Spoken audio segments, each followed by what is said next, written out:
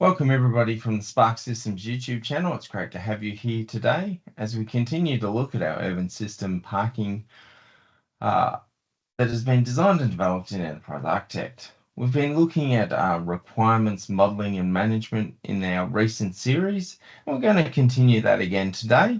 And today we're going to look at requirements project management. My name's Scott Hebbard. I'm joined by Stephen Maguire. Welcome, Stephen. What can you tell us about requirements project management? Thanks for the introduction, Scott. Always glad to be here. Yes, another big topic, the management of requirements, and the tool has got a number of facilities to help with this. So let's, as always, start with our perspective. We're going to go up to the top right-hand corner. I've been working on some informatics modeling, some ontology modeling there. You can see that with the ODM. I'm going to now move my focus to requirements modeling. I can choose that perspective set and then choose the requirements perspective. The tool changes its focus. I'm going to close the builder page there, and remember you can inject the patterns in to get great productivity gains. Scott, I'm going to work on the element that we used in previous videos, which was a mobile payment support requirement. So what I'm going to do is I'm going to find that requirement in the model by going to the Start ribbon, the Explore panel there, and the Search. And I'm going to say Search in Model. A number of different options here, Scott, just to show how we can use these. Common searches, and within the common searches, we have a whole range of searches as well. So a myriad of search possibilities here. I'm just simply going to use this straightforward common search as simple, and I'm going to type in mobile payment. So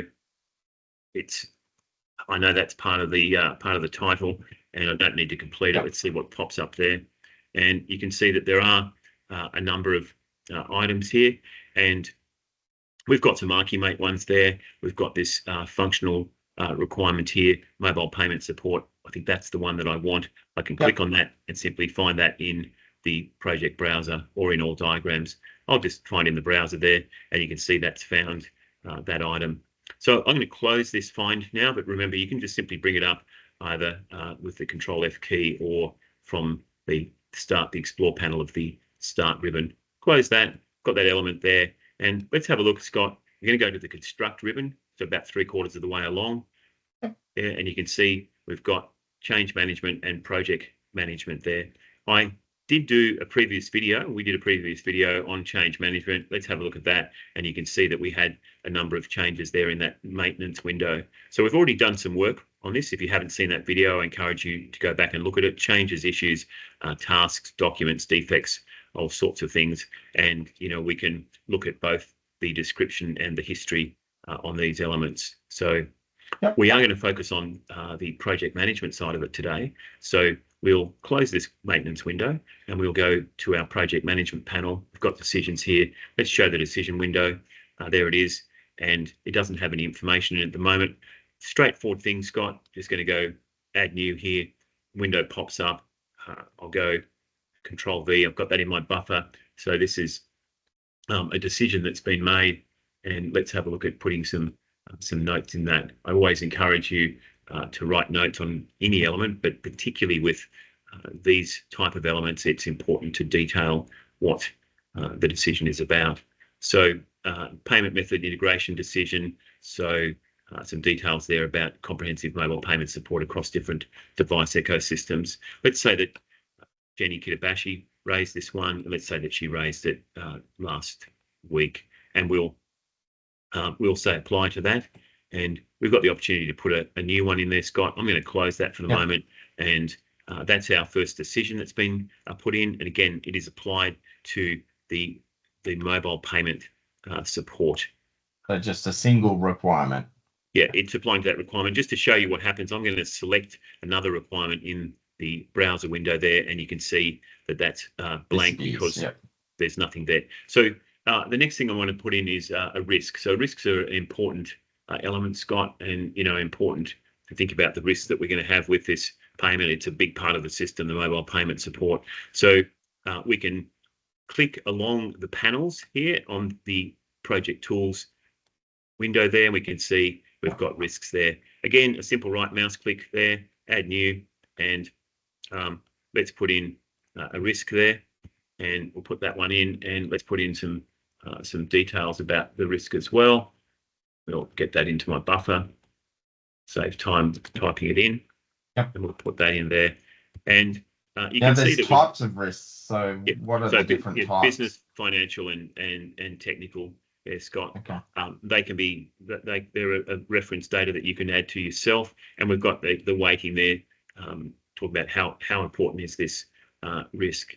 So I'm going to say okay to that, and say what kind of risk, potential complexity in maintaining compatibility across multiple payment system platforms, which could lead to integration challenges. So it's not really a business risk, it's more of a technical risk there. Yeah. So I'll say okay to that, and you can see that one's gone in as well. So let's put in an event. So this is an important type of element, because type of property, because all sorts of events occur when you're working with implementing a requirement. So again, right mouse click, add new, and we'll simply put that event here in here. So it's the payment authorization confirmation event. So, you know, there's all sorts of complex interactions between different parties, including the motorists themselves, the urban parking system that is then perhaps communicating with, you know, payment systems via payment gateways and things. So let's put some details in about that one as well. And so it occurs when the mobile payment provider validates the transaction, sending a cryptographically secure confirmation back. And you can see here, Scott, that we've got this this glossary item here coming up. Yep. With underlined. So just to bring your reference to that, that's incredibly useful, because that's already defined for you. You don't need to go into the detail. Anyone that's looking at this now can see what a parking session is about. So let's say that Paolo Jenkins reported this one, and let's put it going in on a particular date there. We'll apply that and close the window. Now we can see that we've got decisions, events, and risks in there. Scott, I'm going to get you to perform some of your time travel magic, and let's make a start on completing this diagram, or this project tool, decisions, events, and risks, and we'll see you back in a couple of seconds. Welcome back, everybody. We've now updated a number of our different project management tools, including decisions, events, risks, and much, much more. So I'll hand over to you, Stephen, to tell us a little bit about what some of the project management tools we've added here, and what it tells us about our project. Great, thank you, Scott. Glad to be back. Yes, we put 3 decisions, 3 events, and 3 risks in, and you can see the little asterisk that is a prefix to the panel name there, and that indicates that there are items defined for that category. So we have them for risks, event, and decisions with the asterisks in front of them, and effort and metrics we don't. So Scott, this is up to a individual organisation or a team, the kind of things you want to put in here, but it's a useful thing to be, you know, recording decisions that you're making for a particular element. So you know, typically that kind of thing gets done in emails and other, you know, less formal, robust ways.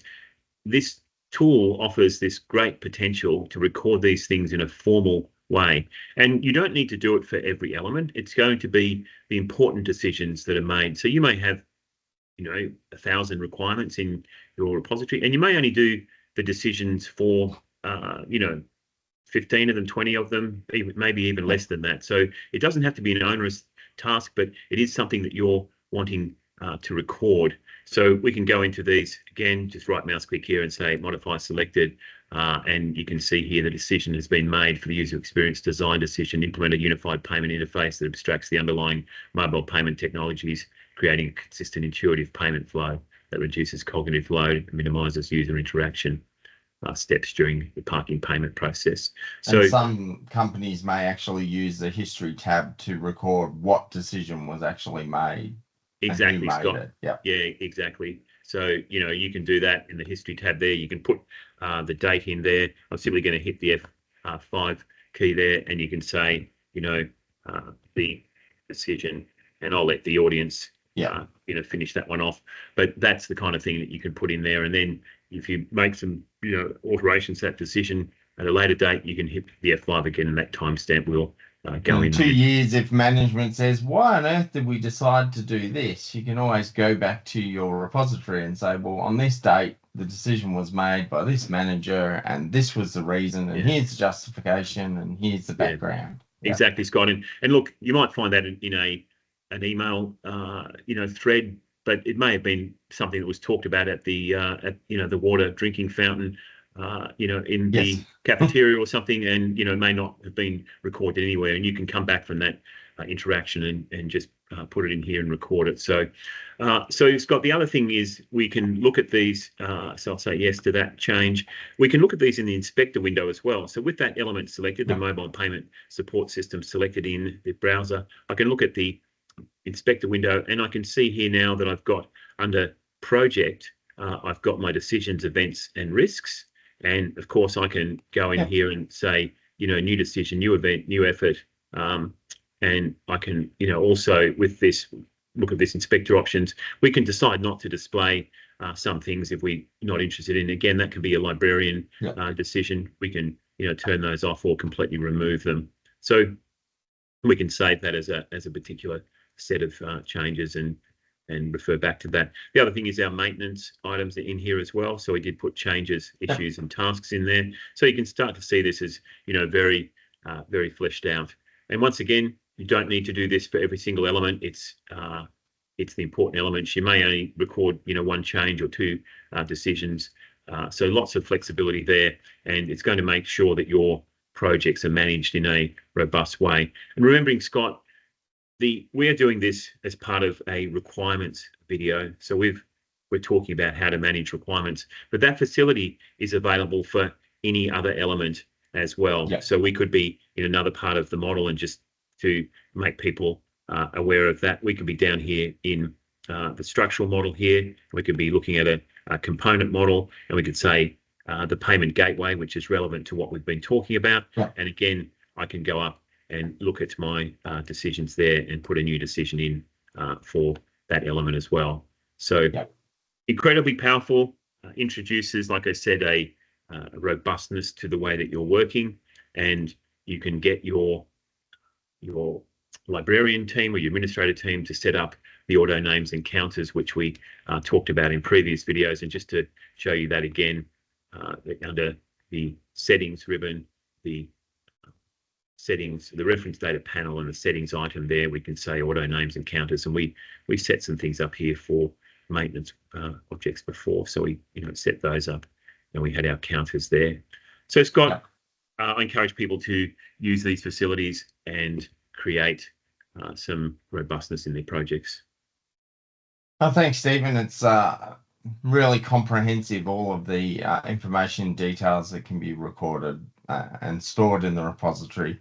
And I can imagine that this would be even more valuable if staff leave and you want to have a record and a history of all of the decisions and the risks in a project, so that they're not just stored in someone's head.